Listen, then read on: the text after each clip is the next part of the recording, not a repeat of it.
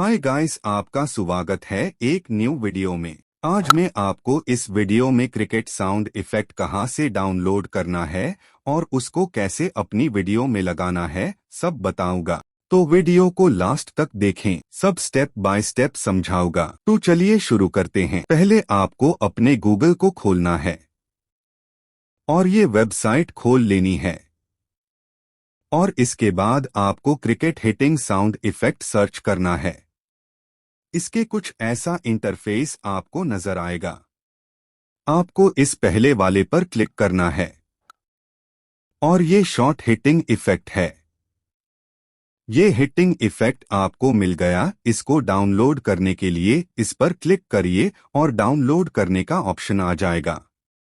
इसके अलावा और भी बहुत से साउंड इफेक्ट हैं, जैसे कि ये रनआउट का है और ये कैच आउट का। इसको क्लिक करके आप डाउनलोड कर सकते हैं।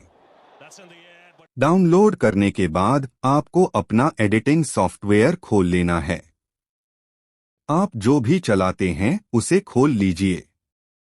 इसके बाद आपको अपनी डाउनलोड की हुई वॉइस को जनरेट कर लेना है और किसी भी क्रिकेट वीडियो को उठाना है और वॉइस जनरेट कर लेनी है। फिर इस तरह आपको वॉइस को सेट कर लेना है। ये आपकी वीडियो बन गई।